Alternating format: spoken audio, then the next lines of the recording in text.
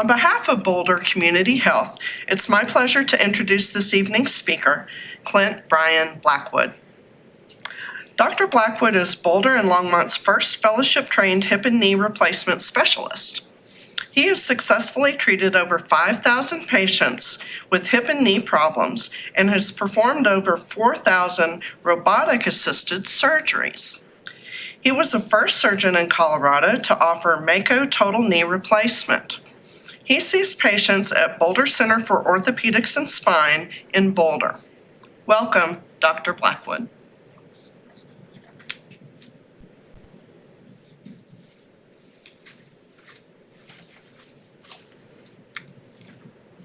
I'd like to thank everyone for joining us this evening for this live talk on relieving hip and knee arthritis.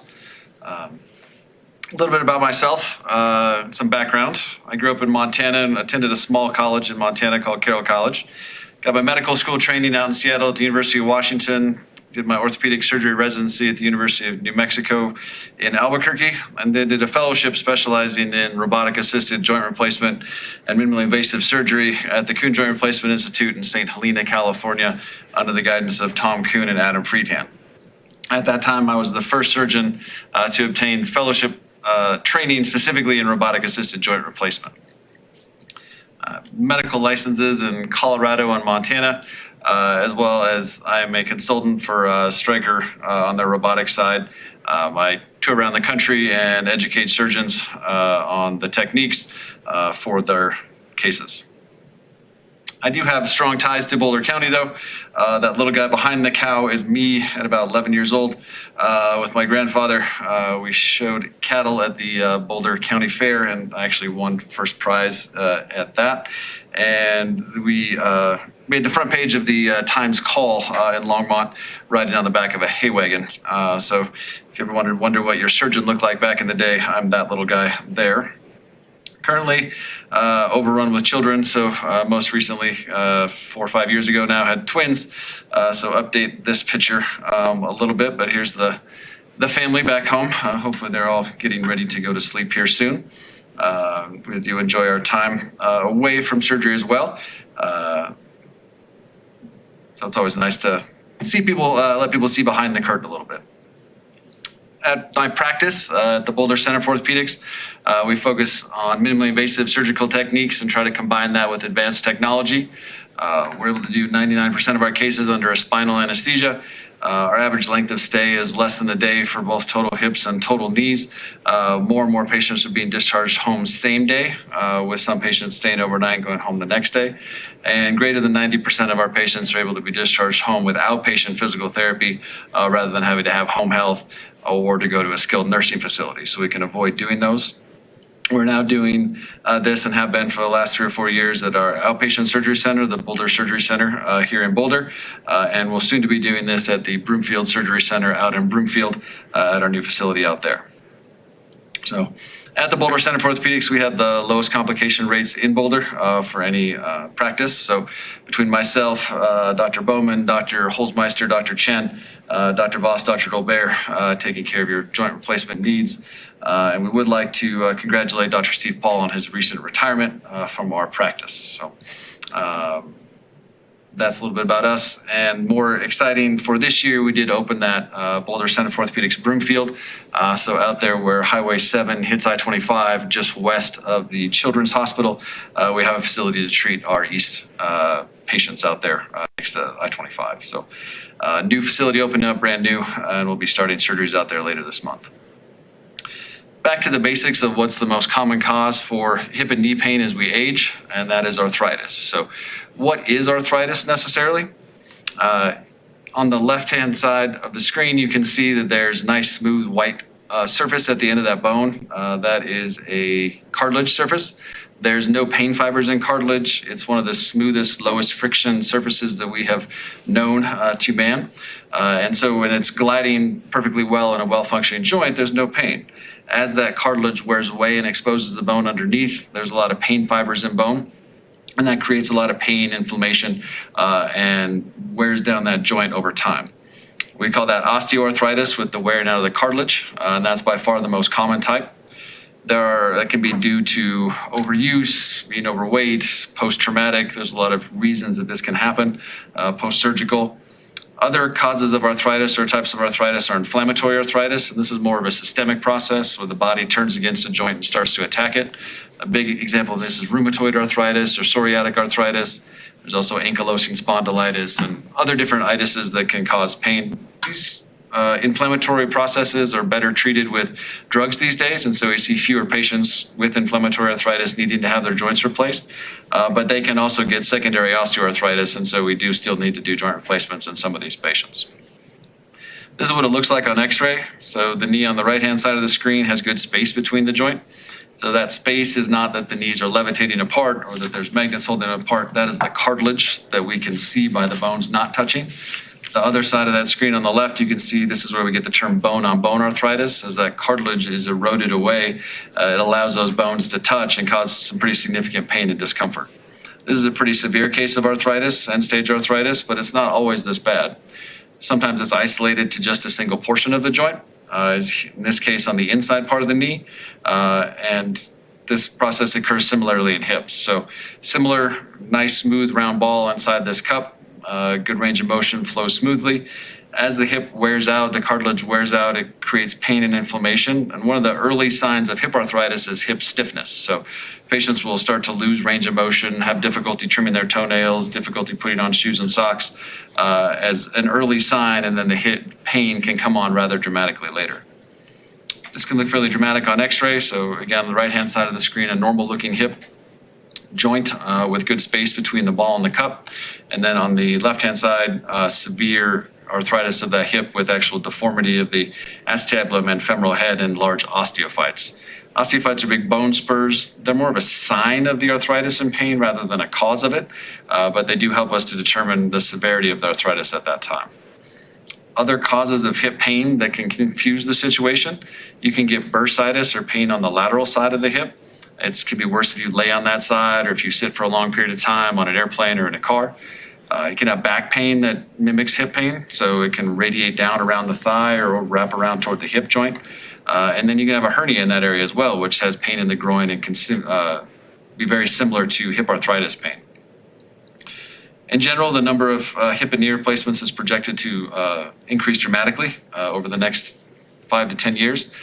Previously, it was less than 500,000 knee replacements were being performed and 200,000 hip replacements, and that is projected to increase to 3.5 million per year in the next 5 to 6 years, and up to 600,000 hip replacements in the same time period. So the number of patients who are going to need to have hip and knee replacement surgery is increasing dramatically. And we're already seeing that today with large increases in the number of patients who've been putting off care due to COVID and the delay in care that occurred there and are looking to get their joints addressed. It's a new generation of patients. Patients are paying more attention. Patients are both younger and older. So we see patients in our 30s and 40s that need to have their knees replaced. We also see patients in their 80s and 90s that need to have their knee replaced. They have different expectations and desires. Obviously, younger patients want to be more active. Older patients just want to have no pain and have a safe surgery. There is no age limit for having your joint replaced. We have replaced joints in people with triple digits and elective cases in people in their 90s. So there is no higher level age. It is more based on your health and overall expectation for life expectancy. So if you're healthy, you can still get your joints replaced in your 80s or 90s. In general, all these patients want to maintain their active and healthy lifestyle. There's a reason we live in Boulder County and in this area, so we have access to outdoor activities and to be able to go out and enjoy that, hike, bike, whatever patients like to do. They don't want to give up that activity. Patients are better informed today. They attend lectures like this. They can get on the internet and find a lot of different information. Beware of the internet. There is no quality control on the internet. There's no check on there. People can put whatever they would like. For instance, I have my own website on the internet and no one has asked me for any verification of what's on that. And especially beware of things that sound too good to be true. Unfortunately, stem cells and PRP may not have the performance that they are claiming for the potential for those treatments. As much as we do hip and knee replacements, and I am a surgeon, and that is one of the things that we do, my first job is to help you avoid having a joint replacement. So I'm always looking for ways to put off your joint replacement or to have you delay that if we can. Initially, we start out with the RICE, sort of the rest, ice, elevation, cold compression, medications for inflammation. Over-the-counter medications are not as scary as they have been portrayed on the news lately. It's kind of surprising to me how many patients show up and they aren't taking any Tylenol, they're not taking any ibuprofen. They want to try to avoid those. In low doses and for short periods of time, those medicines can be very helpful, and they are over the counter. So those would be a great first-line treatment if you want to see if the pain goes away and you can avoid even having to come in and see us.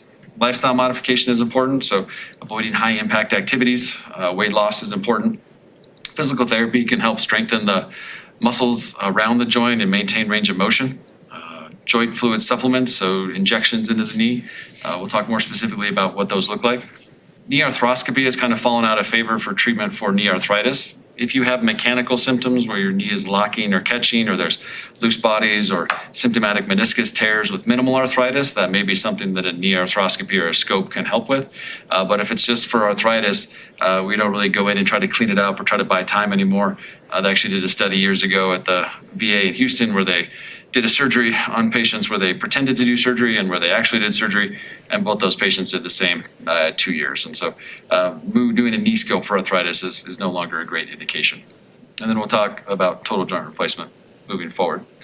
Guidelines for my own academy, for the American Hip and Knee American Academy of Orthopedic Surgeons, who also have their big meeting next week that we'll be attending in San Francisco.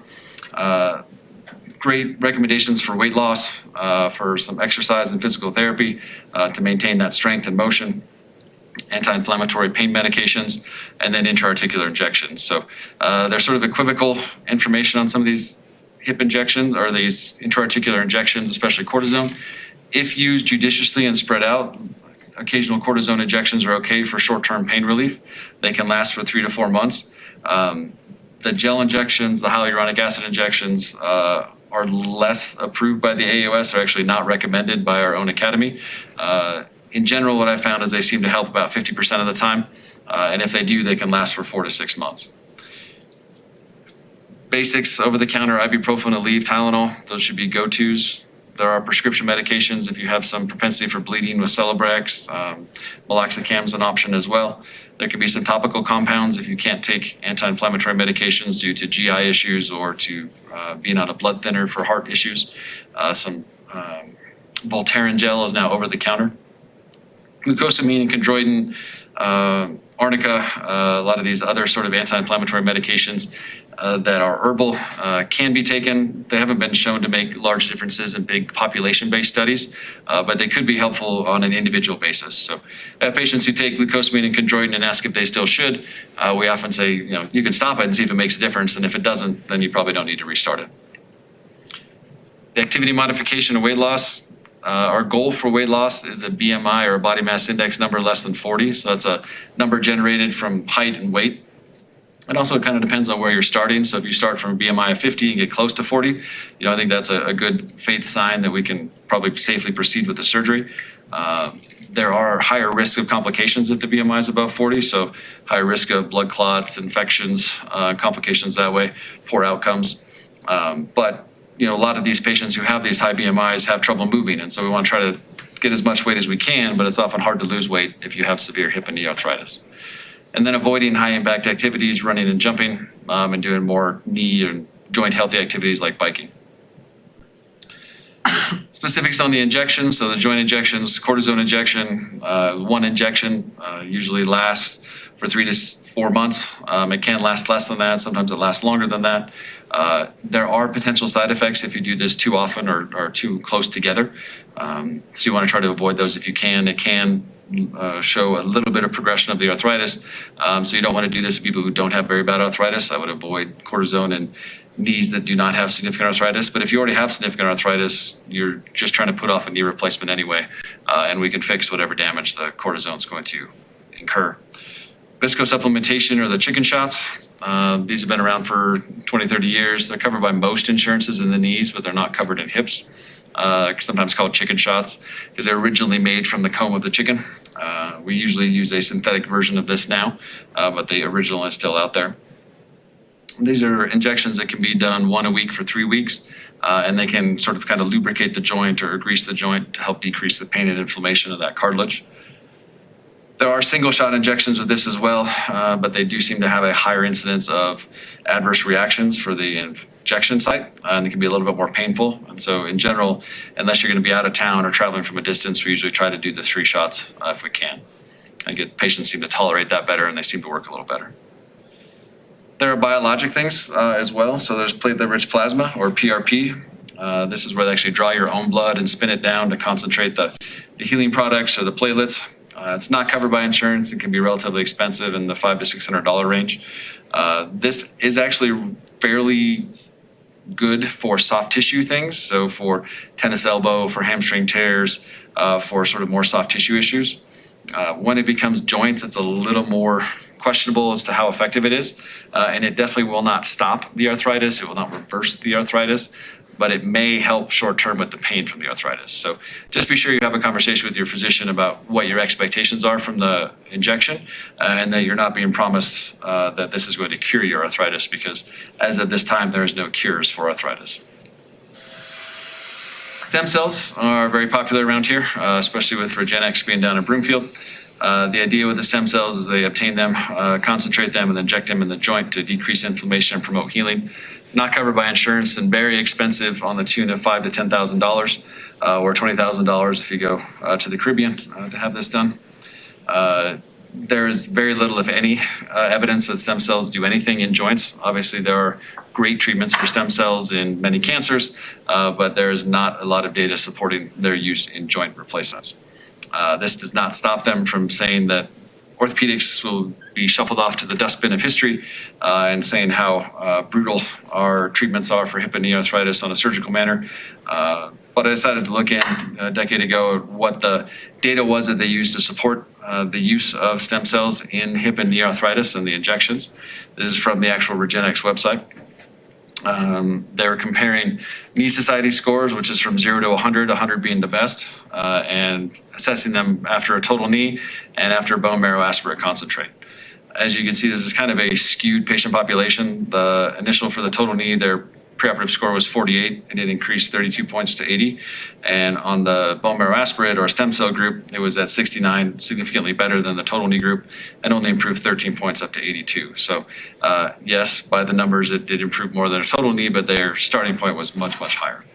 So the overall change was not as good here, and there's no data supporting long-term efficacy of these stem cells, where there is great success with total knee replacements and total hip replacements for 90% chance of 20 years and a good chance of 30 years for longevity of these implants.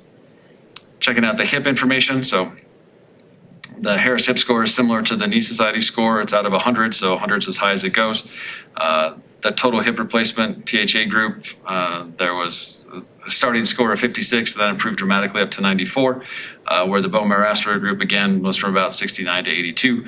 So much less evidence, even in their own data, to support injections for hips for stem cells.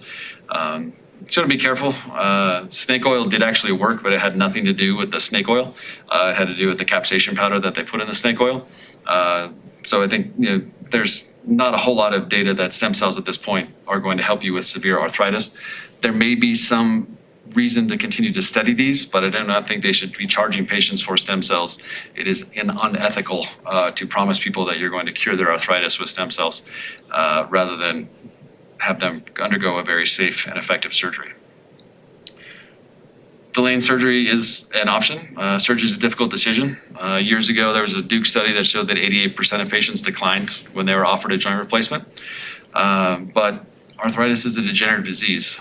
There are better outcomes in patients who had a joint replacement earlier in the process than those who waited 2 years.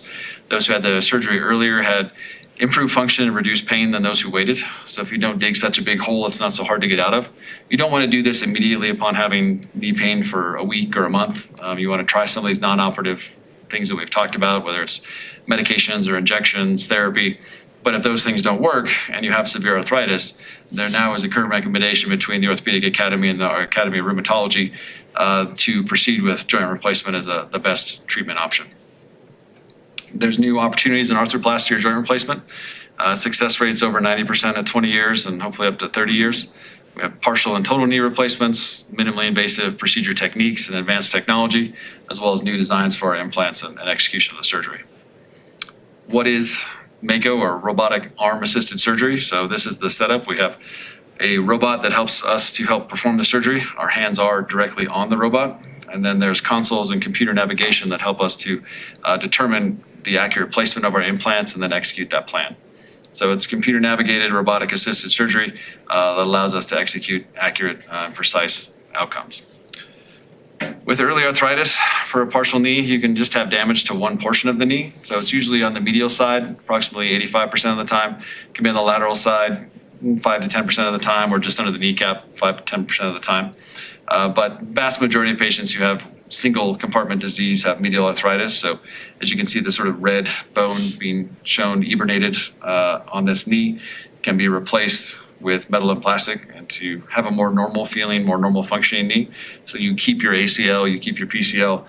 It's sort of like treating a cavity rather than getting the cavity filled rather than having a root canal or pulling out the tooth or having a crown. So it's more selective in where we go after the arthritis. So this can be isolated medial, it can be isolated under the patellofemoral joint or just under the kneecap. There is the option to do sort of a 2/3 knee replacement. So it's a very specific indication, but we are able to just replace 2/3 of the knee and keep the ACL intact and for a more normal feeling, more normal functioning knee. In order to undergo this procedure, the Mako protocol, the patient must have the correct indications. So in the physical exam, on your x-rays, and where you are feeling the pain, if that's all matches up and you're a good candidate for a partial knee, we then recommend that, and you get a CT scan of the knee that makes a 3D model of your own specific knee. So we can look at that on the computer and we can size and position and plan that to 1/10 of a millimeter or 1/10 of a degree. So we have excellent accuracy in our pre-plan. So we're getting the CT scan, we get a lot of good information from there, size and position the components exactly for you. And then we get into the operating room. We do place pins into the femur and tibia to track those bones. We find the center of the hip joint. This is what it looks like from a distance in surgery. We then map out your knee in space with optical trackers so that we can track and match that up to the CT scan. We can then take your knee through a range of motion. After we've combined that information, we can stress the ligaments so that we can figure out exactly where to place those implants on the computer screen. And that allows us to really optimize our implant position. So after we've done all this, we can balance the knee, we can optimize our implant tracking, and then we can actually map the cartilage so we know we have a nice smooth transition from the normal remaining cartilage to the implant that's going to be placed. I describe it as an infinitely personalized process because in 360-degree position, I can move that implant exactly where it needs to fit on your bone. It's done through a minimal incision to allow for sort of less soft tissue damage. It's still not nothing. It's a real surgery. We have to make enough room for the metal and plastic parts to get in. But it is a quicker recovery than a total knee. After our plan is finalized, we have a high-speed burr that carefully removes all the bone needed to be replaced with that metal implant. There is sort of a safety zone that the robot will not turn on until you're into this room, we call it. And then there's feedback or haptic feedback that increases as you get to the edge, so it won't let us go outside the lines. So it's a little safer that way to have us within the planned resection area. A little bit about what it looks like. Sorry, I know this is after dinner time, but we remove the bone and then replace that with metal and plastic. And here's what it looks like on x-ray. So you can see on the left-hand side, bone on bone on the inside part of the knee. And then after surgery, we replace that with metal and plastic in between. People often ask me, why can't we just put something in there to separate the bones? And that's what we're doing, is we're putting the metal and plastic in there and separating the bones so that you don't have that pain anymore. It's just, we have to get into the joint to do that. Partial knee replacement's a less invasive, very accurate, reproducible technique that's also bone conserving. So this can be a great technique for patients who are younger, who may need to have a total knee replacement down the road. It's also great for patients who are older, who may just need to have a quicker recovery and less stress on the system, so they can bounce back a little faster. If you're in that in-between range between 65 and 75, which is the most common time to have knee replacement surgery, it's a definite discussion of risks and benefits for a partial knee versus a total knee. But patient satisfaction is very high with the Mako partial knee. They did an initial study comparing manual versus robotic assisted surgery in Scotland and found that there was much higher patients who had excellent knee society scores with the robotic partial knee than with the manual total knee. They also had lower pain scores than the manual total knee. So just an overall better procedure with quicker recovery. Patient satisfaction continued from the 2-year to the 5-year mark, with vast majority of patients being satisfied or very satisfied with their procedure. One of the early things that people have talked about is that there's a higher revision rate with partial knees. Part of that is because it's difficult to do a partial knee with manual instrumentation. And so it's not so much that the surgery is an issue, but it is the surgeon who's doing the surgery may not be as experienced. And so this can lead to higher failure rates, as high as 4 to 5% at 2 years in the Australian registry or Swedish registry. And as you can see from my mentor, Dr. Kuhn, in St. Helena, California, the revision rate was 1.2% at 2 years. And that continues on. Now we have 10-year data supporting the same 1 to 2% revision rate, while the other revision rates increase with manual techniques. So drastically reduces the outliers and revision rates, although nothing is perfect. And I will repeat that over and over again. No surgeon has had anything that has not been revised at some point. None of us are perfect. If you're not a candidate for a partial knee, you may be a candidate for a total knee. So if the arthritis is much more severe or you have pain throughout the entire knee, you may have a total knee that's recommended. 10 years ago, we were doing about 50-50 partial knees and total knees, and now it's probably 75% total knees as opposed to partial knees. I think there's just more patients who need total knee replacements done at this point, as we showed on the graph earlier. So 5 to 6 years ago, we did become the first center in Colorado to do Mako robotic-arm-assisted total knee replacement. So we recap the ends of the femur and tibia with metal and plastic. There's the metal caps that go on the ends of the bone, so we're not actually taking the entirety of the knee joint and replacing it. We're just resurfacing the ends of the bone with a plastic liner in between. And then we put a little plastic button under the kneecap to help with tracking and relieve pain that way as well. This is what that looks like in a schematic. So again, a nice, normal, healthy knee. This knee then goes on to develop some arthritis, exposed bone, pain. They've failed injections, they've failed non-operative measures, and we decided to proceed with a knee replacement. And this is what that looks like on the patient itself. So you can see we're actually working between the ligaments. You do lose your ACL at this point, but we try to keep the posterior cruciate ligament, the medial collateral ligament, the lateral ligaments. We take out the meniscus. So the meniscus and the ACL are replaced by the design of the implant. And so you're able to still have a stable knee that is hopefully less painful than before the surgery. So the comparison on x-ray, so a normal knee x-ray, good space between the joint, and then an arthritic knee x-ray, pretty severe arthritis. So I decided to go ahead and do a knee replacement. So this is what it looks like, kind of recapping the ends of those bones. We get rid of that painful bone on bone and place the components. Why would we need a robot to help us do that? There can be variability with manual instrumentation. So orthopedics is a lot more like carpentry than we want to admit. And there's varying levels of carpenters that are out there and various levels of tools. And so there can be some variability introduced and some errors that can happen at the time of surgery that can cause complications. And the way that we most often see this is in a gap between survivorship. We have very high survivorship of total knee replacements. Like I said, 90% at 20 years, a good chance of 30 years. But there is numbers out there suggesting that the overall satisfaction rate is 80%, 90%. So it leaves a gap between why do patients have a knee that looks and feels good to the surgeon, but not to the patient. And so we think that a lot of this is due to patients not having optimized implant position and optimized balance. And the Mako robotic system allows us to do that. The way that this works is similar. We get that CT scan of the knee before surgery. We make that 3D model of the knee. Then we can size and position before we even get back to the operating room. So we know what size implants you're going to need and where we think that's going to be for our pre-plan.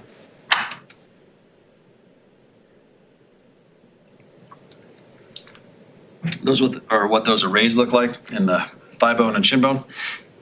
And then we go through that registration process. And the most important thing this does is allow us to balance the ligaments and adjust those implants during surgery. There's really no other system that gives us this kind of accuracy and to allow this level of refinement of the plan during the surgery. So we get a lot of information at the time of surgery regarding the soft tissue, and this allows us to make adjustments with those implants. Once we like our position on the computer and our balance that we've come up with, we then have bone resection that's assisted by that robotic arm, and that allows for safe resection of the bone with decreased incidental cutting of soft tissue. So it's definitely safer for the patients this way.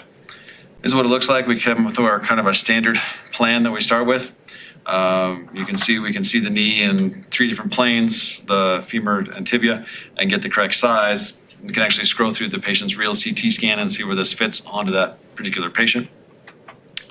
Go through that registration process. So we're giving information to the system and computer navigation to let the robot know where the bones are in space. So it's a little bit like playing a video game in real time. We can actually go through. Once we have a rough registration, we can then confirm that registration. So that helps to eliminate what used to be called garbage in and garbage out in knee replacement and navigation surgeries.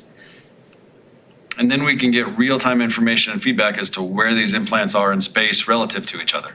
So we get to see the results of the surgery before we've committed to any bone cuts or before we've really completed the surgery. And that's very powerful because we can make changes if we don't like what we see.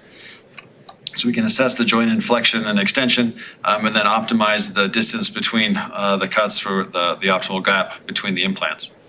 Once we're happy with what those implants are balanced at, we bring in the robotic arm. And you can see there's a safety zone here where the robot won't turn on until it's inside that safety zone. But once it's in that area, it will actually hold it and won't let it cut outside of that area. So allows for extra safety for the patients and surgeons as we perform these procedures. So there are some dangerous vessels in the area here in the back of the knee. And so this allows protection for that, especially as we make this final cut, our tibial cut in the back. So there's a very firm endpoint, so we can't cut things that we don't want to. Early results from 5 to 6 years ago show reduced time for hospital discharge, reduced pain medicine, less time in physical therapy, lower pain scores with robotic-assisted knee replacement as opposed to manual knee replacement. This is still early data. The big goal that we want and sort of holy grail is to increase the survivorship. We already have a very high survivorship in knee replacement, so that's going to be a harder goal to show. But I think patient satisfaction and seeing all this data as far as quicker discharge, fewer physical therapy visits, less pain medicine. A decade ago in training, we would give patients 240 pills for pain meds, and now we give them 40 and only occasional refills from that. So dramatic reduction in the use of opioids, and sometimes patients just take Tylenol after the surgery. So lots of improvements have been made over the last decade as far as pain relief and the use of that. Part of that is the advent of minimally invasive total knee replacement. So again, my mentor, Tom Kuhn, helped to initiate this and start this 20 years ago. Even he describes it as a little bit of a misnomer. It's minimally invasive total knee, but it's not non-invasive total knee. We still have to make an incision. We still have to be able to put those metal parts in. So it's just a smaller incision. We're cutting less soft tissue than they did 15, 20 years ago, and they made big incisions that look like this and turn the knee fully inside out. That allows us to do a lower trauma surgery, so there's less damage to the soft tissue, and give us an early discharge and rapid rehabilitation. So combining that with early and exceptional analgesia, we actually start that before surgery. So have you take Celebrex the night before and morning of surgery. I try to do a very short-acting spinal anesthetic. So the surgery takes 30 minutes plus or minus, and so there's a short-acting spinal, so you don't have to have a general anesthetic, so you don't have the post-op complications of a general anesthesia. You are sedated and you don't have to be awake through the surgery, but you don't have a full anesthetic. There's some preemptive anti-nausea medicines that be given, so Pepcid or Decadron. We do that spinal anesthetic. We do some IV sedation. We do an injection around the capsule. Sorry, again, I realize dinner time for relatively graphic pictures. And once we completed the surgery, we want patients to get up and moving. So 20 years ago, people stayed a week, 2 weeks in the hospital for a joint replacement. And now we're getting people up and walking the same day, going home the same day, doing gait training. Before you leave the facility, you should be able to get in and out of bed on your own, go to the bathroom on your own, do stairs if you need to, even on that same day of surgery. So more and more people are going home the same day.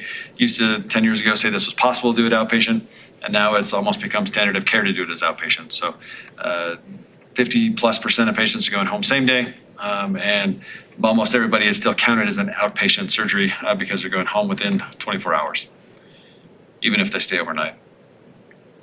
Now that we've talked a little bit about knee arthritis and treatments for that with surgery, what does it look like on the hip side? There's been very important bearing surface discussions with hip replacement. So initially started with metal on plastic. There was some move to ceramic on ceramic, and then a period of time it was metal on metal. And now I moved more to almost industry standard, means ceramic on plastic for a low wear rate and safety. Metal on metal created problems with metal ions that could cause something called a pseudotumor or metallosis, which would cause problems. That could also happen with the metal ball that's cobalt chrome on the titanium neck. So that's why we use the ceramic ball on the plastic liner, but has excellent performance, longevity. Actually, there's a decreased infection rate with the ceramic usage.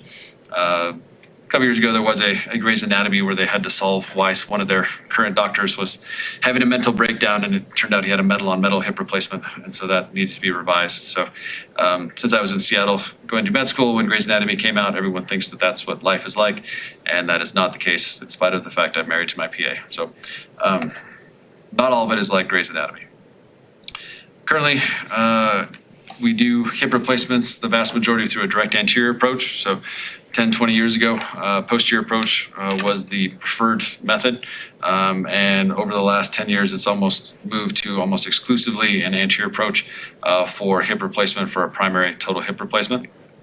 What does that mean exactly? So the direct anterior approach is an incision up by the front pocket that allows us to spread between muscles rather than cut them. So it's true minimally invasive hip replacement technique that allows us access to the hip joint, but we don't have to detach any muscles or tendons. It's truly an intermuscular plane. It's an internervous plane.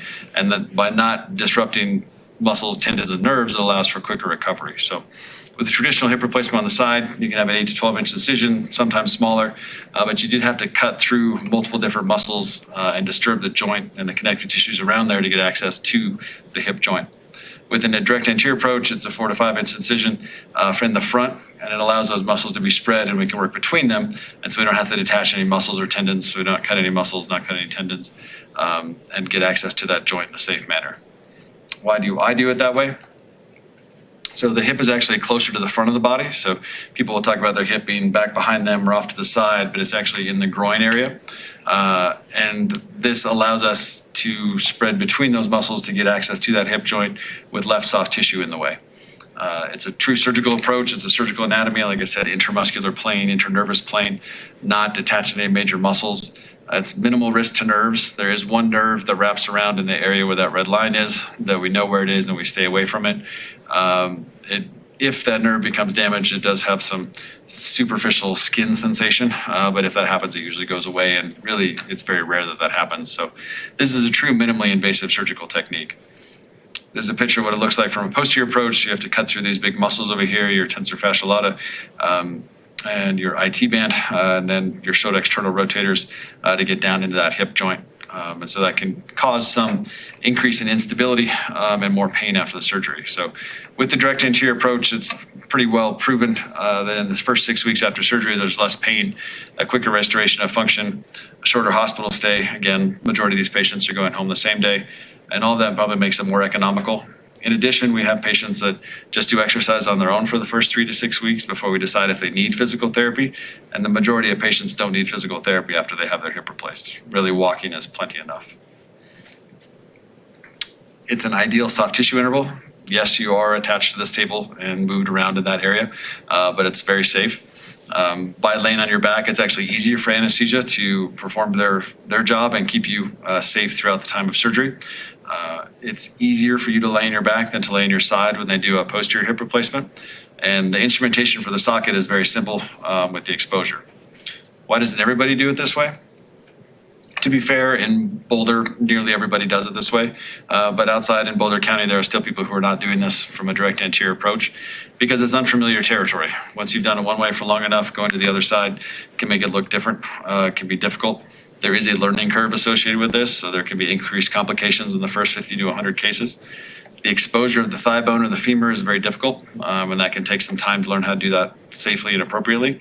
And it does require some specialty equipment. I'll kind of show you how it's done and what that looks like. This is a little bit about what some of those special instruments look like here on the right. So we have a special set of retractors. They're not overly special, but they do allow us to gain access to that joint safely. We do tend to use a light in the helmet so we can see into the joint. And this on the right-hand side is a real surgery where you can see we have a team that's helping us to gain access to the joint and exposure. And that's the arch table that we use to position the leg in space. That's like an assistant who pulls traction and positions the leg, but doesn't get tired, doesn't ask for bathroom breaks, doesn't ask for raises, just always does what it's told. So very rare to find assistants that way. Video of what that looks like. So the patient's head is up on the right-hand side, feet on the left, and we're making an incision through the skin here by the front pocket. This allows us to spread between muscles. You can see there's that nerve that we identified, and we spread between there, keeping that safe and protected. There's a femoral nerve that we keep away from when we're placing our retractors. We're very careful when we're placing those retractors there. And there's one area where there's a blood supply that we know exactly where it's at, and we can coagulate that, and that helps there to be less bleeding with this approach throughout surgery. We expose the femoral neck and capsule and open that up. It gives us access to the hip joint. So we remove some of that capsule and gain access in here.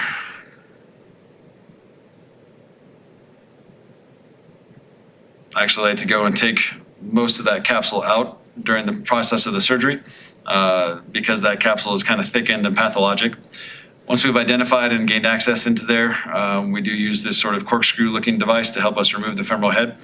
And we actually cut the neck in situ. So we sort of disarticulate that hip joint and remove that femoral head.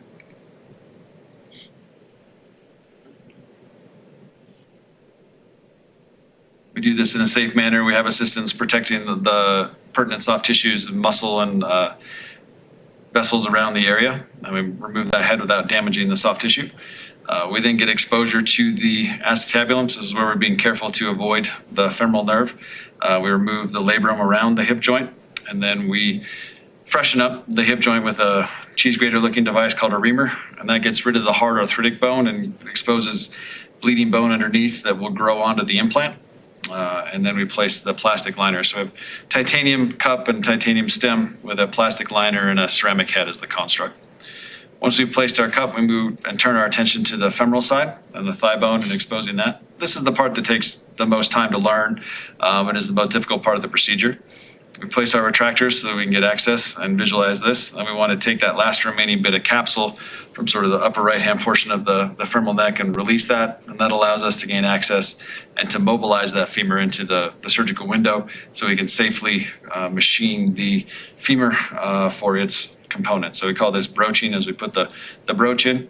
And we go up to the appropriate size. And once we have that there, we place the final implant and the bone will grow onto that eventually. If the bone is too weak, we still do cement on occasion. The implant's in place on the femoral side. We do trialing, so place some pretend implants on here and make sure that we have the correct size. Our goal is to try to match up leg lengths as best we can, but our ultimate goals are threefold. One is to relieve the pain.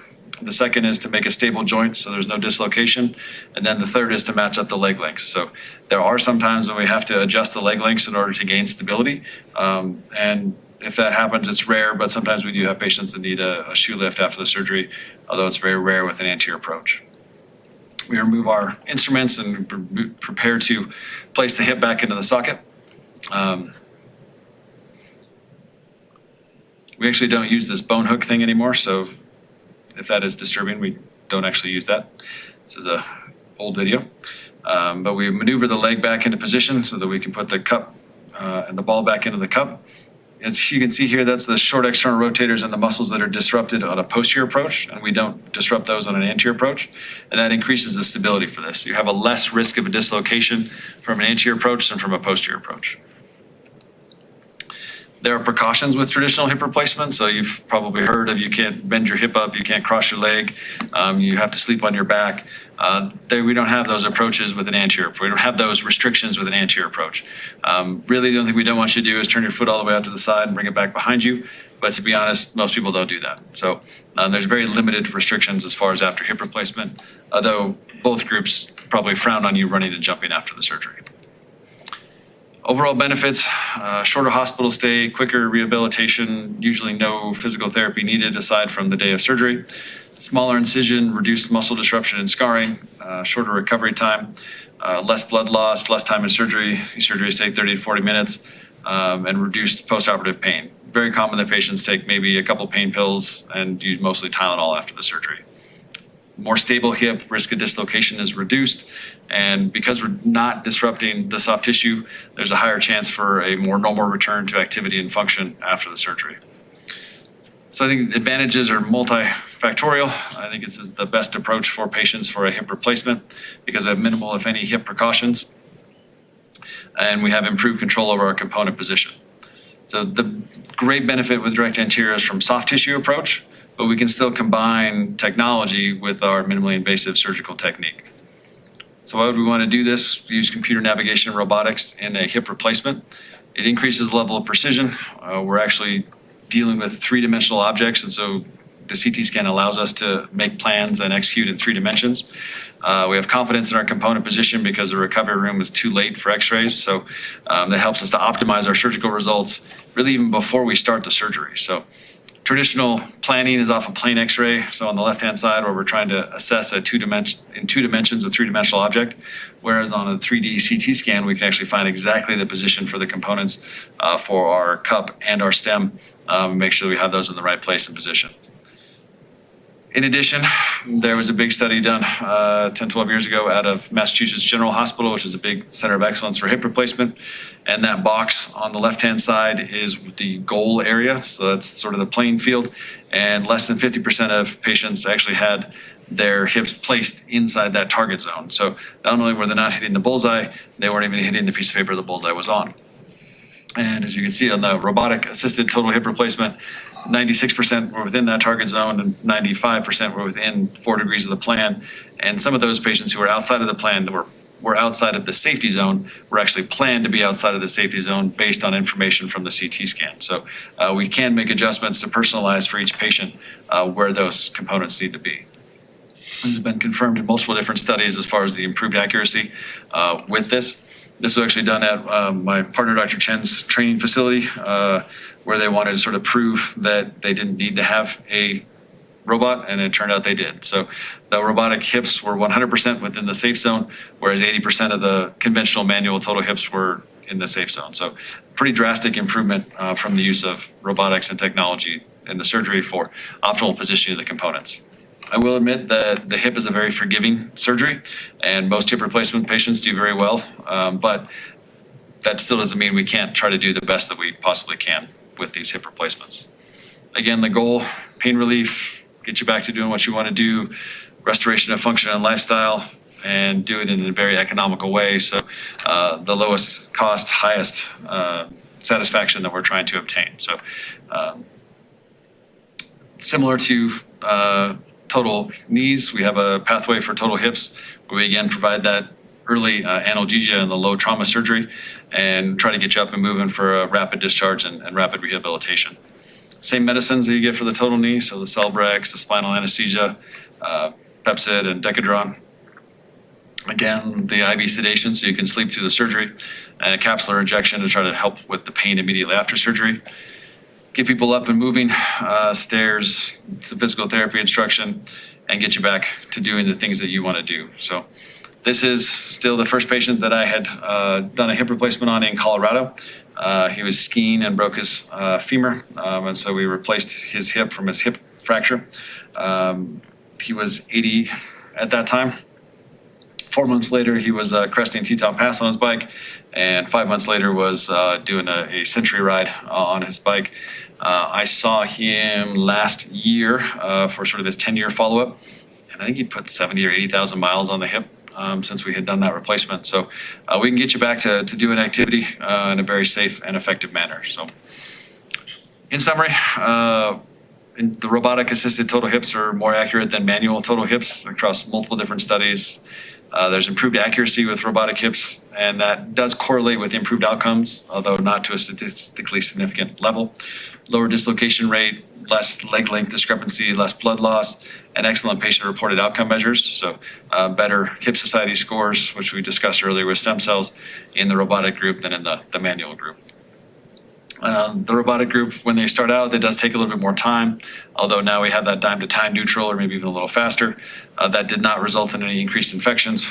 And the cost benefit, we always sort of continue to look at that, but there is now data coming out that is definitely cost-effective to proceed with robotic-assisted joint replacement. I'd like to finish with the risks of surgery. So this is sort of the end of the commercial stuff that we talk about. There are risks with any surgery. So there's risk of bleeding, infection, damage to nerves and vessels, need for further surgery, risk of blood clots go into your lungs, and then rare things like stroke, heart attack, and death. Specifically with hips, there's also risk of dislocation. Anytime we do surgery on bone, there's risk of breaking the bone. And then we talked about leg length discrepancy, or the change in the length of your leg. So there's always a chance that can change at the time of surgery. We try to be as accurate as we can, and if it changes, it's usually by millimeters, but we're not always perfect with that as well. I'd like to pretend that COVID has ended. In general, we've been back to doing surgery since the spring of 2020 with no plans to stop. Always that can change. If patients have symptoms, they do get the COVID test, but we all follow all proper personal protective protocols. And hopefully soon I'll be able to drop that slide from this presentation, but not yet. Thank you for attending this evening. And at this point, we'll take questions.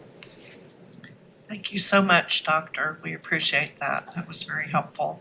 And we want to remind our audience at this point that they can put their questions in the chat box below the video, and we'll take as many as we can. But we have some good time here. We do have some questions that have already come in. So in no particular order, we'll just get going on those. Sounds good. Have you ever heard of the Jiffy knee procedure for knee replacements? And if so, what do you think of it?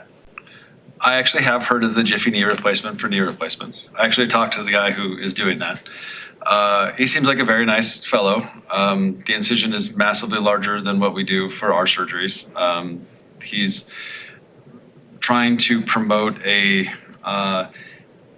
proprietary, he says, technique in how he does this, and is charging people $20,000 per surgeon to become Jiffy knee surgeons to get an extra 10 patients a year, 12 patients a year to become Jiffy knee surgeons. So I can't really say anything bad, although he seems to be working more in business, and in general in healthcare, we tend to be more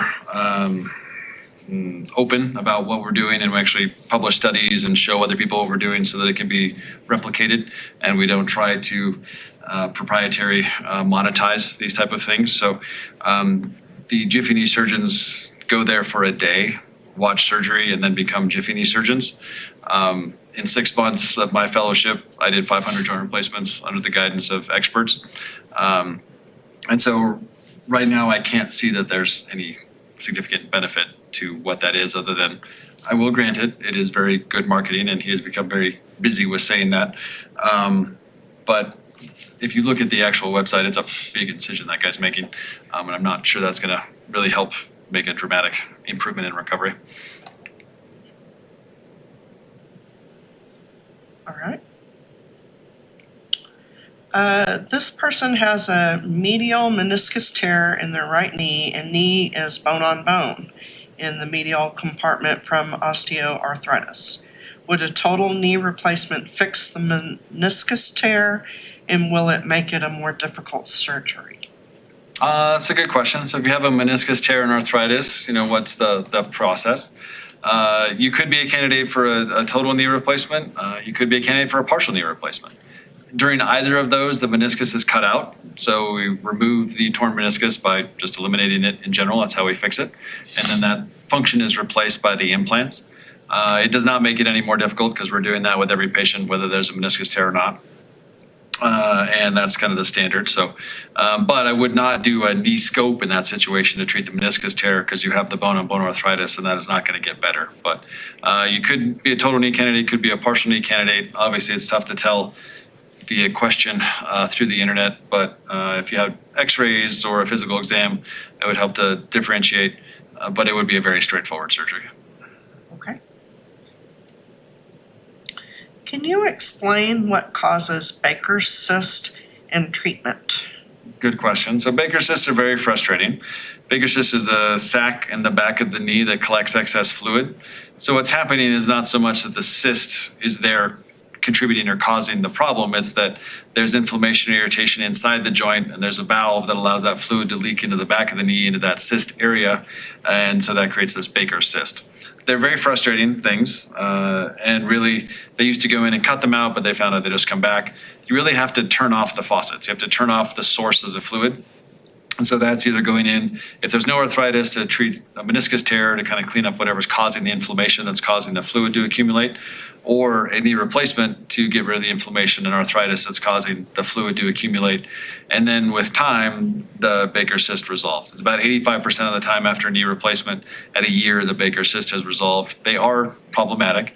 If you drain it, it almost immediately comes back.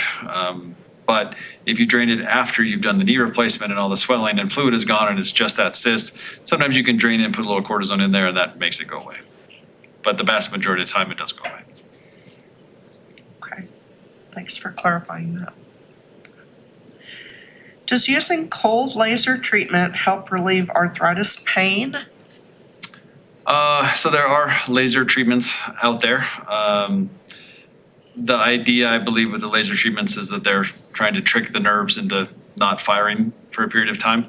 It's a very short-term thing. I mean, it may help for a short period of time, maybe that day, maybe a couple weeks, but it is not a permanent cure or treatment for arthritis of any sort of length. All right. Does limited range of motion of hip prior to surgery predict the outcome after? It's a good question. So I did describe that your hip becomes more stiff and have less range of motion and before your hip wears out and before you even get the hip pain. During the time of surgery, we do release that capsule, and our goal is to increase the range of motion for the hip within a safe manner. So we don't want it to have so much motion that it dislocates. But usually the hip range of motion improves dramatically with the hip replacement. Okay. Does Mako limit what kind of cup and ball is used? Does Mako limit what kind of cup and ball is used? To an extent. I mean, it's owned by Stryker, so it's proprietary with Stryker implants. And so they use the Stryker cup to match up to the arm. It's an excellent cup. It has a very sticky surface and an excellent ingrowth surface. And the plastic has been industry leading for many years. So it's a very good construct. It's actually what I used before they bought the system. I was still using the Stryker implants when I wasn't using the robot. And so even when I was using the robot and they got Stryker bought Mako, I thought it was the best of both worlds. Okay. Why do surgeons use Mako for knees but choose not to for hips, saying they don't need it? That's a good question. And part of that is what I talk to people about all the time when I go to these national labs or train people on this. I think the knee, especially the partial knee, you can see the immediate benefit from a very technically demanding manual procedure to a very straightforward, easy partial knee robotic-assisted procedure. With the total knee, you again can see immediately the feedback for the improvements of tissue balance and the resections and the improved outcomes immediately at the time of surgery with a total knee. With total hips, it's a little different. You have to look at your x-rays and say, are these all as absolutely perfect as I would like them? And it's not so much just that the cup is in the right position, but is it in the right place? So are we able to put that cup exactly where it needs to be for that patient? Are we able to make adjustments based on information from the hip-spine relationships? There's a lot of information about hip-spine that's been coming out in the last decade. And you can actually map that and show that virtual range of motion and take a hip through the surgery virtually and then show where it may impinge or cause problems later. It also has information on the femoral side, so you can see what the angle of the femoral neck is and what influence that has on stability as well. For instance, we had a patient yesterday who had a retroverted femoral neck. It's -24 and it should be +15 to 20. So that's a pretty big discrepancy, but we could make adjustments at the time of surgery to help optimize the position of the components before we even started the surgery. People who say they don't need it, they probably are getting away with it for now. I don't need GPS, but I still use it. Okay, good comparison. Is Mako less likely to need revision? There is data showing that early improvements in decreased revision rates for the Mako processes, especially the partial knee. Can you run the Boulder after a total knee replacement? I've never run the Boulder. I've never run that far in my life. So ran a 5K once, but that's about it. I don't. So it's not advised to do that. I have done members of Boulder, Boulder's boldest, and they're continuing to do that. So, but we recommend they walk it rather than run it. You know, the harder you are on it, the faster it theoretically could wear out. But once I put it in there, I'm not going to follow you around and write you a ticket and try to take it back if you don't use it the right way. Once we put it in there, it's yours, and you can do with it what you want. Okay. Does limited range of motion of hip prior to surgery predict the outcome after? I think we got that one. We did that one already. Sorry, let's get on to this next one. How does osteoporosis impact these surgeries? Good question. So osteoporosis is sort of weakening of the bone. Very common in the age group of patients that I deal with, especially the majority of patients who have arthritis are older and female. So those are also the patients who have osteoporosis. We pay attention to the quality of the bone. So if in a knee replacement, the majority of patients, 80, 90% of patients, we do what's called press fit or cementless, where the bone grows onto the implant. But in older women or women with a certain deformity or poorer bone, or even men with poor bone, we will cement the components in place. Same on the hip side. Again, vast majority of patients get what we call press fit or cementless femoral components. But if the bone is weak or there's a problem with that, we can cement the component in place. So we pay attention to it. We're not scared of it. We understand what osteoporosis does and does not do to the bone, but it does not preclude outcomes for the procedures. Okay. Is there a connection between arthritis and osteoporosis in the hip joint? There is not necessarily a correlation between osteoporosis and osteoarthritis in the hip joint. So they can definitely be independent processes. Okay. Can you speak to what technology is available for kneecap replacement only? Yeah, so this, I think, is one of the best systems for kneecap replacement, so patellofemoral replacement.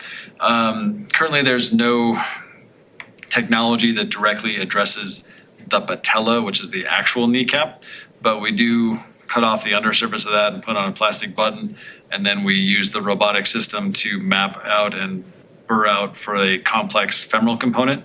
I think it's really the best way to do it with the robotic-assisted for the patellofemoral because you can actually really position where that is. A patellofemoral replacement manually is a very technically demanding procedure, and this allows it to be, again, very straightforward and reproducible. Okay. Are there situations where the posterior hip replacement is actually preferred over the anterior? There are some instances where we may recommend the posterior approach over the anterior approach. In some instances, if patients have a large pannus or the belly is hanging down over the thighs, the skin under there can become sort of a breeding ground for bacteria and infection. And so in that instance, it may not be safe and it may be better to do a posterior approach. That's probably 1% to 2% of patients that we see where we would recommend a posterior approach over an anterior approach. But by far, the majority of patients are good candidates for an anterior approach. Okay. Which do you prefer, Stryker or Deploy for hip replacement surgery? Which do I prefer? I mean, they're both good. To be honest, I prefer the Stryker stuff. That's what we use with the software. That's what's in the robotic software. So you can intermingle those things, but I think the better outcomes and better planning are from the consistent use of the implants that are on the computer system. And I've been very happy with that in over a decade of practice and using the Stryker stuff predominantly. We'll occasionally use the DePuy stuff or there's Smith & Nephew stuff or Medacta stuff, or there's other implant companies that we use for a variety of reasons, you know, mainly due to allergies to nickel, that we would use a different implant. In hips, we don't have that issue because there's no nickel in the hip replacement. But that's where I stand on that. Okay, thanks for sharing your preference. What is the average cost for surgical treatment if you don't have insurance? That's a good question. So if you don't have insurance, there's actually good programs through BCH and Boulder Center for Orthopedics as far as setting up systems for that. I think it's somewhere in the $20,000 to $25,000 range, but you'd have to contact each individual facility to get that. But we've worked together to come up with a pricing program that works. Okay, so it can be worked out with the patient. Okay. Is the knee likely to see a recurrence of calcium pyrophosphate deposition, CPPD, and osteoarthritis after a total knee replacement? And is the recurrence at least delayed by a total knee replacement? Good question. So pseudo-gout or CPPD, calcium pyrophosphate, so not uric acid crystals, but calcium pyrophosphate crystals. Oddly enough, if you have a history of that, surgery can cause an attack of that. It's usually short-lived, but once you don't have the joint in there, the effects are not as quite a big deal. So obviously, getting some kind of a gout or a pseudo-gout attack can be very painful because you still have the normal soft tissue around the joint, but it doesn't necessarily eliminate it completely because it's not an osteoarthritis or inflammatory arthritis thing, but it does make it less painful. Okay. Do most insurance plans cover Mako, including Medicare? Good question. So the vast majority of insurance companies do cover that. Sometimes it takes a little work on our part to have a discussion with the insurance company to show the merits, which are similar to the conversation we just had. The one that refuses to pay for it so far is Aetna, but really the CT scan is a relatively inexpensive study. It's $200 to $300. It's not that expensive, so not 100% sure why they fight it so much, because I definitely think there's proven benefits to the patient and lower costs overall. But it is covered by Medicare, and actually, as much as people would like to complain about Medicare and the reimbursements and the cuts and whatever sort of political philosophy you have, it's actually relatively easy to work with. So we're able to get and take care of patients to the highest level, whether it's Medicare or private insurance or cash pay. Okay, that's good news. Do you know if Boulder Center for Orthopedics accepts ClearSpring Medicare Advantage insurance? I do not. So there's hundreds of different insurance companies and plans and things, and we're contracted with a lot of them. I haven't heard of ClearSpring Medicare Advantage, but if you call the office, they can look it up and see what that looks like. Okay, that's a good plan. Thank you. If one has pain in both hips, how do you determine if it is arthritis or a lower back issue? That's a good question. So we do get a lot of people who think they have hip arthritis and it turns out to be their back or bursitis or a hernia, or we have people who think it's their spine and it turns out to be their hips. Really the easiest way is to get an x-ray. So we get a pelvic x-ray, look at the x-ray, and if there's good space between the joints and it doesn't hurt when I move it around in clinic, it's probably coming from your back. If the x-ray looks bad and it hurts when I move your hip around in clinic, it's probably your hip. I did not go to a decade plus of training to learn that, but it can be very straightforward to differentiate between the two. Okay. Are there any considerations for doing RTHA with mild to moderate hip dysplasia? So dysplasia can be tough. So if you have dysplasia with a labral tear and moderate arthritis, there are better outcomes with hip replacement than there are with preservation options, whether that's a hip scope or a PAO. But a significant number of patients who have some level of dysplasia may never even know that they have it. And with time, as they age, those hips can wear out. And so those are patients that we see fairly often that need their hips replaced at some point in their lifetime. Okay. This person has arthritis diagnosis underneath their kneecap, and they've had 2 cortisone shots to help with that. Are they a candidate for a scope? It depends on the age. So if you're under 40, there may be a scope option that could potentially buy some time with a lateral release if there's maltracking or, less successful a microfracture. But if it's an older patient with severe arthritis, a scope is probably not going to be beneficial. Okay. What symptoms would you consider for a reconstructive hip surgery? For hip preservation things, so again, it's hip pain, and then it's the difference between the cause of the hip pain. So if you have hip pain with arthritis, you need your hip replaced. If you have hip pain and it's a labral tear or a dysplasia of the hip, then that's where the preservation options may come in. There's also impingement of the hip where there's different morphologies of the hip that can cause a problem, and those can be addressed as long as there's not significant arthritis. My partner, Dr. Chen, does a great job with the preservation options in town and is a very reasonable person to talk to about what that looks like. There are other people in town who are less reasonable and will operate on anybody who has dysplasia, whether it's needed or not. So just be careful who you get your opinions on preservation from. Okay. So you usually try to get a couple or come to you guys, huh? I would just come to us. I think that's probably the take-home measure.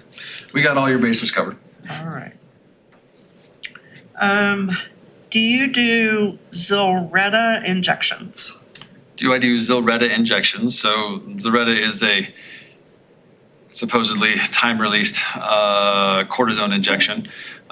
Right now, the main indication for that is people who have diabetes, so you don't get the spike of blood glucose levels after a cortisone injection. Otherwise, it's really expensive and not really any better than just a cortisone injection, except in those cases, in my opinion, of people with diabetes. Okay. Could a reconstructive surgery be done with robotics? There are not currently any, I'm assuming by reconstructive you mean preservation. There's not currently any preservation procedures done with the robot, although it makes a lot of sense in the future that they could have that application. But right now, there's nothing with the robotics that is involved in hip preservation or reconstruction. Okay. We'll get this one in. I have extreme arthritis and pain in both big toes. Can one have a big toe joint replacement? That is a great question for my partners, Dr. Yera-Pragada and Dr. Kramer. They're both wonderful individuals who do a great job with foot and ankle stuff, but I did too much foot research in med school on cadavers, and I will not be looking at your feet. Okay, well, glad to know somebody's in your practice for that. There are two wonderful people who would gladly have that discussion with you. Perfect, thank you. What is the average time frame patients live with Mako partial knee before it wears out and might need to be converted to a total knee? That's a good question. So, like we said, nothing's perfect or is going to last forever. These are man-made implants that we're putting in there. We think there's a 90+% chance it'll last 15 to 20 years, but there's a chance that other parts of the knee could wear out in that time frame as well. So that's one of the discussion points we have with a partial knee versus a total knee. And while it's not zero, the number of people who we've had to revise from a partial knee to a total knee is very low, considering we've done hundreds of partial knees and only a handful of revisions to total knees. But it's not zero. Okay. Do your patients ever get to kneel again after TKA? After TKA, you can kneel on it. It feels weird. It's kind of numb and a little bit strange. People where it just feels strange. So you can do it. You're not going to hurt anything, but it just feels weird. So people will wear D-pads if they're going to be outside or doing a lot of kneeling, but you can do it. It just feels fine. Do you have to be more careful? I mean, you don't want to slam down on your knees like you're breakdancing or something, but if you're just on your knees in regular day-to-day activities, it should be fine. Okay. If a second hip replacement is required, is it more complicated or less successful? So I'm assuming by second you mean on the same side, so a revision hip replacement. Depends on the cause. It is by definition more complicated than the primary hip replacement. But sometimes it's relatively simple and involves just changing the liner in the head. Sometimes it's just the cup. But if it involves everything or involves the stem, it can become more complicated and more involved for sure. Okay. I usually refer those to my partner, Dr. Bowman or Dr. Holzmeister, for the more complex revision cases. Okay. They just do more of them than I do. So. This person is 74 years young, and they have both knees replaced 2 and 4 years ago via computer-assisted surgery using the DePuy Synthes joint reconstruction. However, they have a feeling of tightness on the outside of the left knee. Would you have any idea what this is due to? It depends. So when we think about tightness, we worry about stiffness or restriction of motion. Sometimes the tight feeling is just what scar tissue feels like. So we're on a joint that's bending, that has motion, that we're making an incision on the stretch side of it. and the scar tissue is very firm. So it may just be that that's normal. It could be that there's tightness in the implants or that they're, but it's hard to tell a good reason over the top, but it may be normal feeling, just that it's scar tissue. Okay. Is knee scoping still done? And how do you determine that scoping would be better than knee replacement, even if some arthritis is present? Good question. So if you have more than moderate arthritis, you probably just need to have a joint replacement. But if you have less than that or some mild arthritis with symptomatic mechanical symptoms from a meniscus or a loose body, or you have an acute ACL tear or something like that, then a scope could be beneficial. But if you're doing a scope to clean it up and try to buy some time, that is not a good reason for a knee scope. Okay. So how can you tell if pain is caused by bursitis?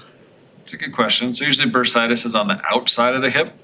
Affects people who sleep on that side or go up and down stairs or sit for a long period of time. Hip arthritis, the joint itself, is actually in the groin area. And so it's pretty easy to differentiate on physical exam and x-ray. Okay. Do you ever do surgery on both knees at once? If one at a time, how long between each one? Good question. So in the past, I have been talked into doing two at the same time, but that's been years now since someone has successfully done that. In general, all those end of the talk risks that we talked about, instead of 1 + 1 is 2, it's more like 1 + 1 is 5. And so it's a riskier procedure. I don't think patients do as well if you do it at the same time. You only get pain meds for one knee instead of for two knees. And so I think it's better to what we call stage them. So we'll stagger them. Younger patients who are healthier and motivated can have surgery as soon as 6 weeks in between. Some patients who are older maybe want some more time with 3 months in between.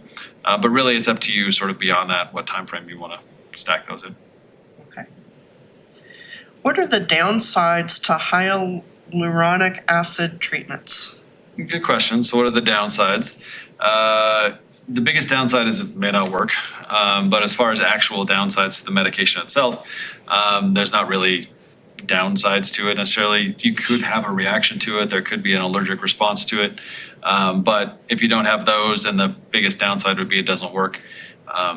The thing to sort of pay attention to is you see hyaluronic acid more now in makeup commercials, which means they've sort of found a different use for it, as data is coming out that it is not super successful in knee replacement in patients where it's predominantly under the kneecap or patellofemoral arthritis. It seems to work a little better in patients who have more mild arthritis and you still have some cartilage that benefits from the greasing. That seems to be more effective.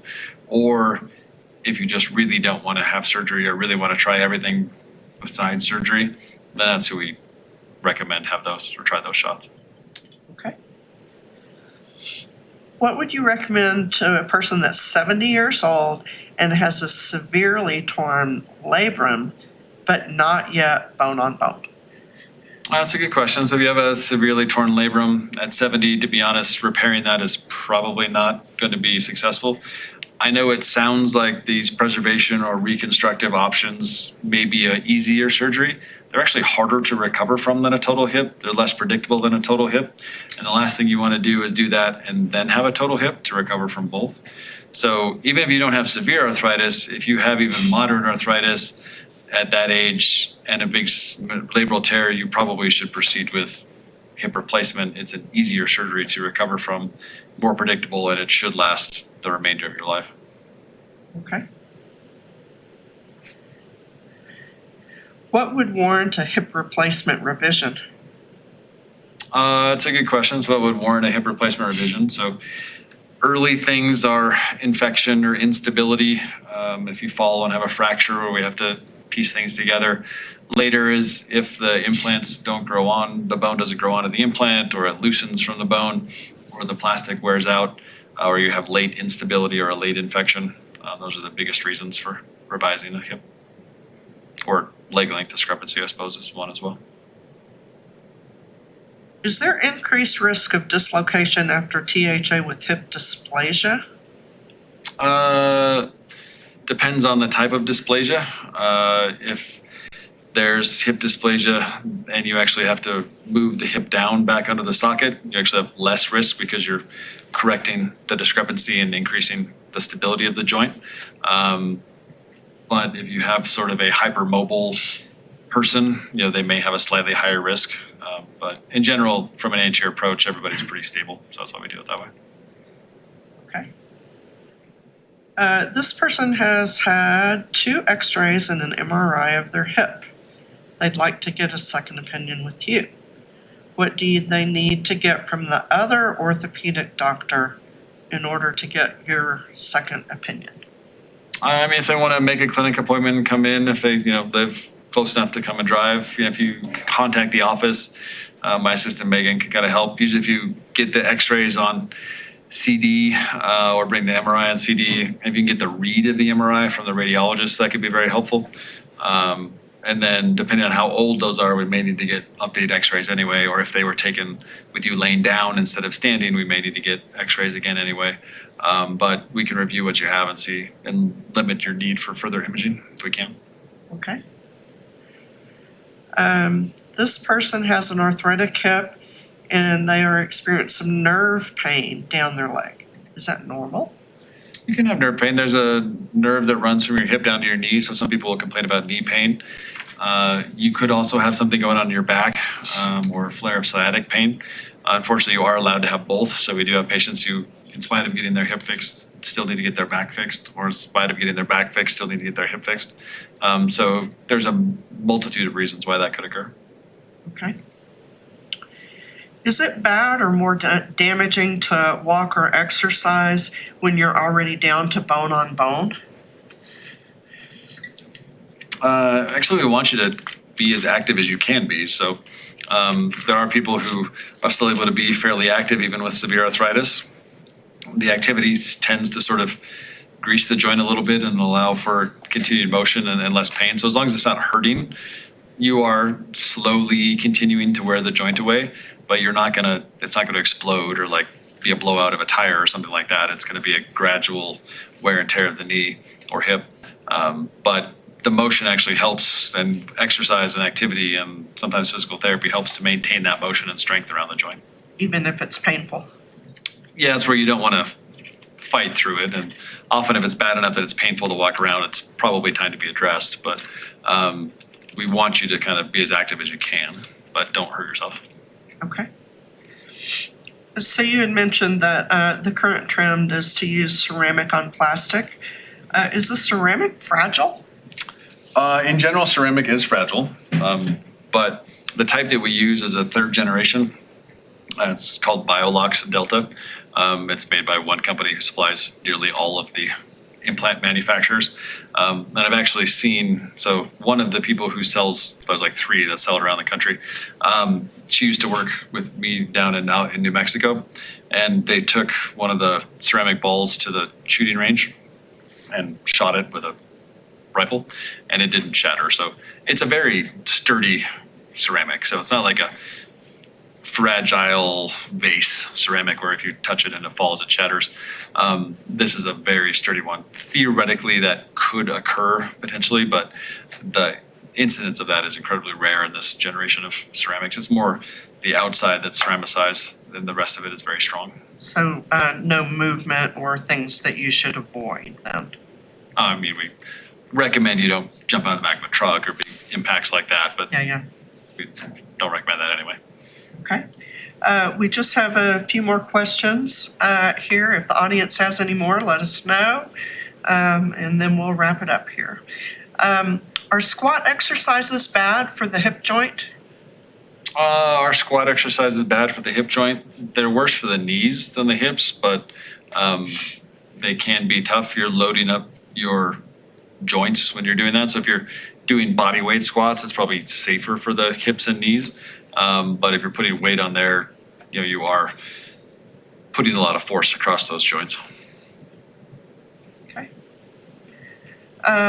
This person has already had hip replacement due to hip dysplasia, but they're interested in the names of the specialist in your practice. So there's a group of us that do hip replacement. So myself, Dr. Bowman, Dr. Holzmeister, Dr. Chen, Dr. Voss, and Dr. Dolbear all do joint replacement. And then can you backpack following hip replacement? You can backpack following hip replacement. Does everyone get arthritis? Does everyone get arthritis? Thankfully, no, because we have enough people with arthritis. So lots of the population has it already, but no, not everyone gets it. And to be honest, that's part of the mystery is why some people get it and some people don't. But it does not happen to everyone. Okay. Anything else you need to say tonight or would like to say? Thank you for your time. Hope it was educational and you had a little bit of enjoyment as well. And if you have questions, please reach out to the clinic. We'd be happy to help you, whether it's myself or one of my partners with your hip or knee arthritis. Okay.